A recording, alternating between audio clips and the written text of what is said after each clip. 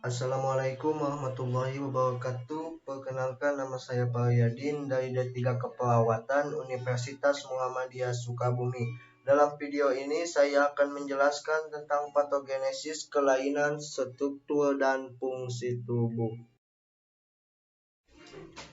Patofisiologi. Definisi: ilmu yang mempelajari keadaan tubuh yang tidak normal atau dalam keadaan sakit. Normal: badan dalam keadaan sehat. Tiap keadaan sehat, tiap orang bervariasi.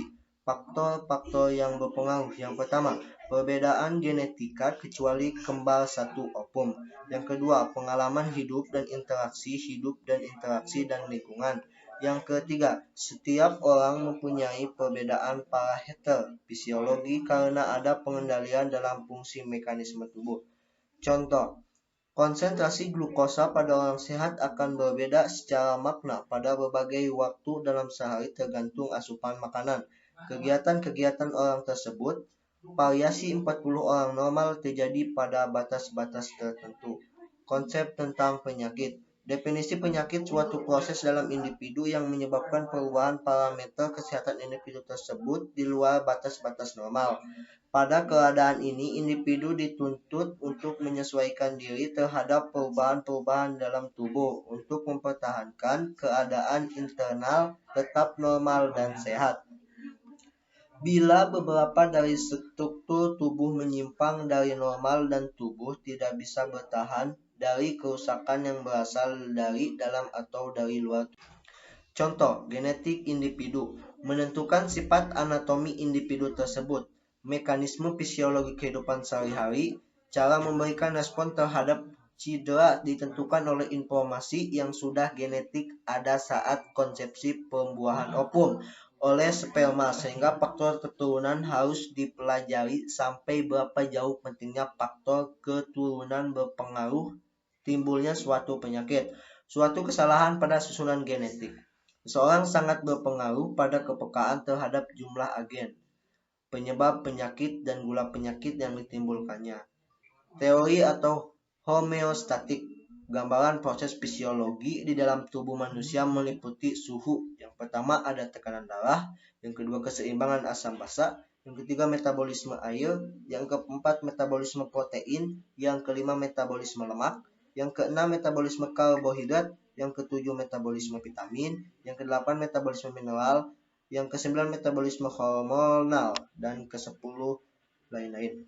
Semua dipengaruhi faktor-faktor intrinsik dan ekstrinsik.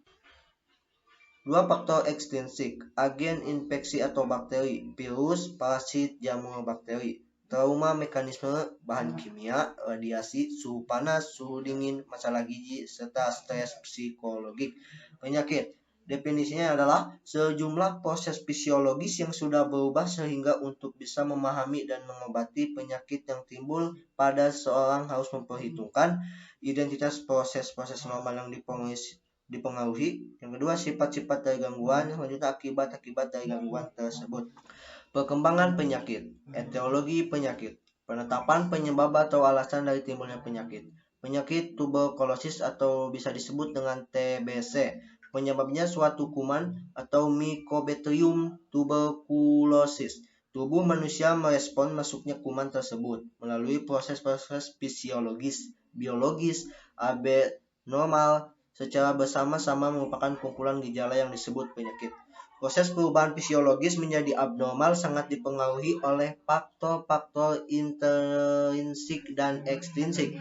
Patofisiologi penyakit. Timbulnya suatu penyakit selalu melalui beberapa mekanisme sampai menimbulkan gangguan fisiologis berupa gejala-gejala.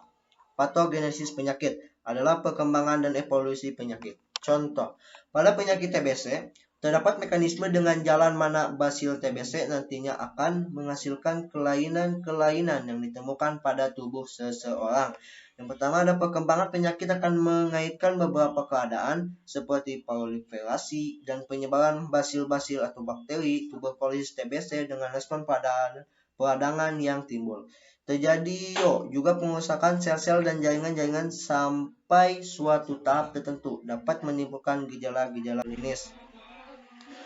Riwayat alamiah terjadinya suatu gejala atau beberapa gejala yang sangat bervariasi. Sifat beberapa penyakit. Yang pertama, awitan, yang cepat permulaan timbul gejala. Yang kedua, masa prodromal lama. Tiga, bisa sembuh sendiri. Yang keempat, menjadi kronik. Yang kelima, penyakit mula-mula sembuh lalu kambuh kembali secara berulang.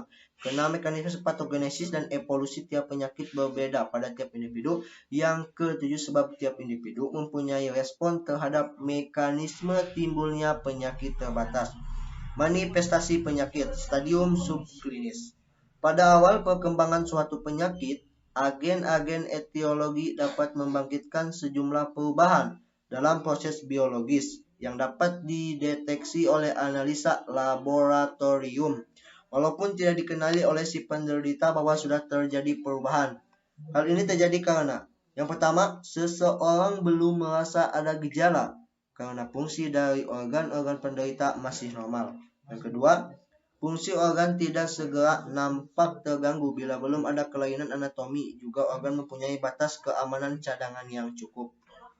Contoh, penyakit ginjal kronik bisa merusak suatu ginjal seluruhnya dan merusak sebagian ginjal yang lain sebelum ada gejala-gejala yang dapat dirasakan. Gejala penyakit. Definisi, perasaan subjektif yang hanya bisa dilaporkan oleh penderita. Contoh, nausea, rasa tidak enak, serta rasa sakit. Tanda-tanda penyakit.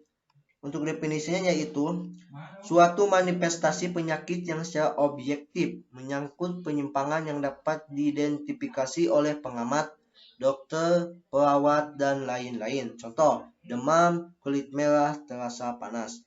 Lesi, perubahan struktur yang dapat ditunjukkan badan. Komplikasi penyakit, yaitu proses baru atau proses terpisah yang dapat timbul sekunder karena seberapa perubahan yang dihasilkan oleh keadaan aslinya.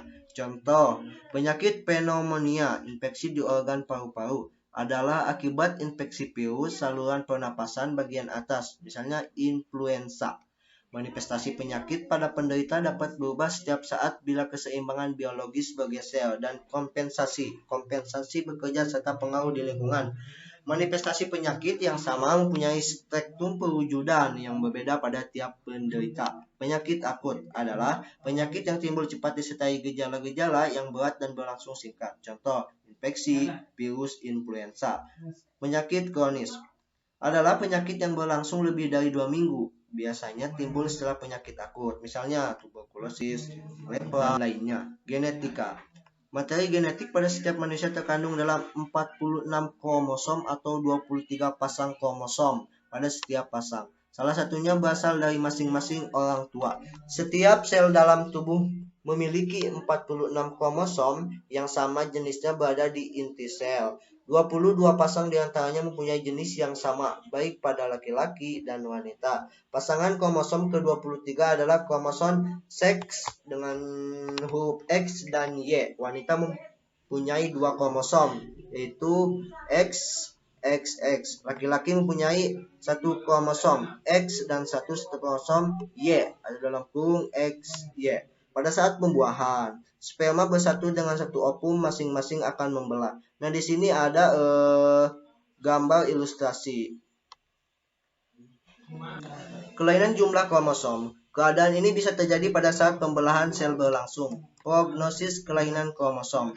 Yang pertama, sebagian besar kelainan kromosom menyebabkan kematian janin atau hasil konsepsi lenyap atau tidak melekat atau nidasi. Pada dinding uterus 50% embrio yang mengalami abortus spontan memiliki kelainan kromosom. Yang kedua, hilangnya sebagian kromosom atau duplikasi kromosom yang tidak menyebabkan kematian sering menyebabkan bentuk tubuh tidak normal, retardasi mental, ketidakmampuan berkembang atau tumbuh. Contoh, trisonomi autosom. Yang pertama trisonomi 21, yang kedua sindroma Down. Kekurangan kromosom X. Yang pertama sindroma Turner 45X, yang kedua sindroma Klinefelter 47X,